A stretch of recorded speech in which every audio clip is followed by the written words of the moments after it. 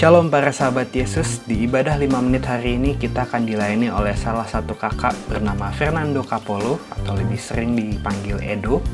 Nah, kita akan sembah Tuhan sebentar lalu kita akan dengarkan firman.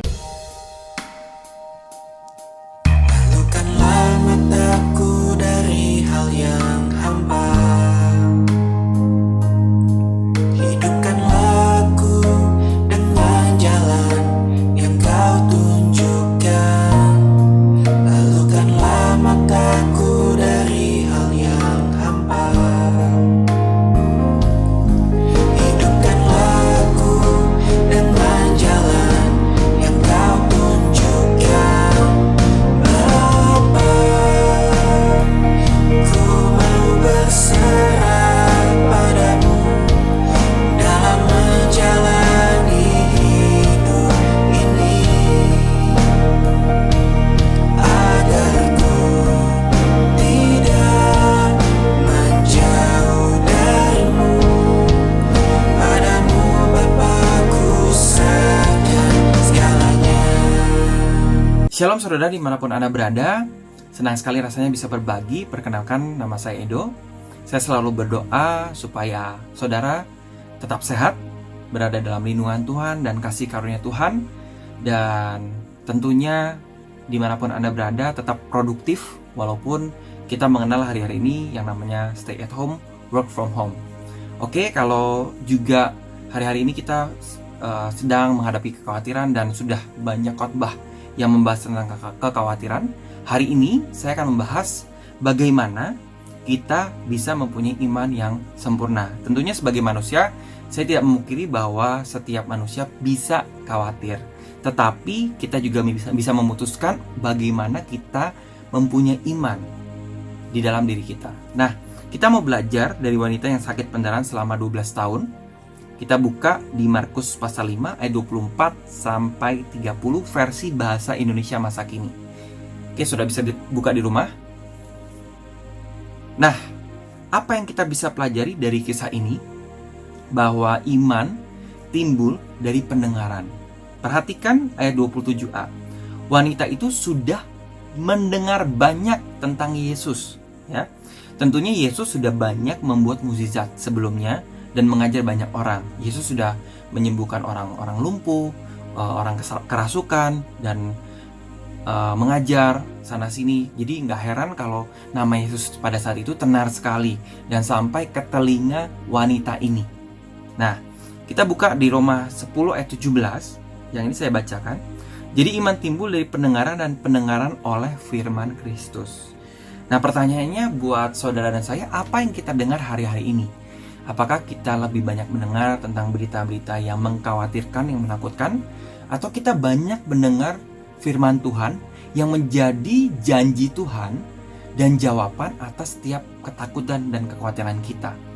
So, saya mengencourage dimanapun Anda berada, tetap untuk terus membaca firman Tuhan, untuk menguatkan iman kita.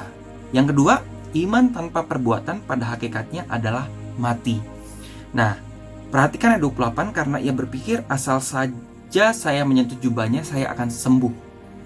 Nah, kita buka di Yakobus 2 ayat 17. Demikian juga halnya dengan iman, jika iman itu tidak disertai perbuatan, maka iman itu pada hakikatnya adalah mati. Bayangkan pada saat itu suasananya, Yesus berjalan bersama murid-muridnya dan banyak orang berbondong-bondong, berdesakan. Tentunya ketika wanita ini berpikir, asal saja saya menyentuh jubahnya, ini baru berpikir, belum bertindak. Banyak kadang-kadang ketika mau melakukan sesuatu, tantangannya. Bayangin wanita ini udah 12 tahun sakit, tentunya nggak seperti orang normal, seperti orang biasanya. Punya kekuatan, punya kemampuan untuk jalan, lari, nggak saudara. Tapi dia mau berusaha menjamah jubah Yesus di tengah keramaian. Oleh sebab itu saya mengencourage saudara semua untuk tetap melakukan bagian kita. Jangan sampai kita punya iman tapi kita tidak melakukan bagian kita. Karena iman tanpa perbuatan pada hakikatnya adalah mati. Nah, yang ketiga, iman harus mengandalkan kekuatan Tuhan. Perhatikan ayat 30. Pada saat itu juga Yesus merasa bahwa, perhatikan, ada kekuatan yang keluar dari dirinya. Nah, Teman-teman, apa yang membedakan wanita ini dengan orang lain? Tentunya wanita ini mempunyai iman dan perbuatan. Ketika waktunya tepat, ketika waktunya Tuhan tiba, maka kesembuhan terjadi pada saat itu. Oleh sebab itu, kita nggak cukup punya iman dan perbuatan, tapi kita juga tetap harus mengandalkan Tuhan. Berserah kepada Tuhan, menantikan waktunya Tuhan. Oleh sebab itu saya akan tutup dengan ayat di Yeremia 17 ayat 7-8. Diberkatilah orang yang mengandalkan Tuhan, yang menaruh harapannya pada Tuhan. Ia akan seperti pohon yang ditanam di tepi air, yang merambatkan akar-akarnya ke tepi batang air, dan yang tidak mengalami datangnya panas terik, yang daunnya tetap hijau. Perhatikan, yang tidak khawatir dalam tahun kering. Mungkin 2020 tahun yang sangat menakutkan, mengkhawatirkan, tahun yang kering. Tapi firman Tuhan di sini berjanji bahwa kita ketika mengandalkan Tuhan yang tidak berhenti menghasilkan buah.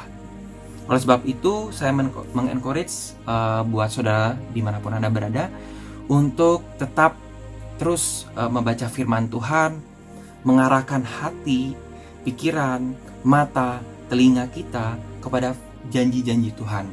Maka ketika waktunya tepat, ketika waktunya Tuhan tiba, saudara akan mendapatkan jawaban yang terbaik.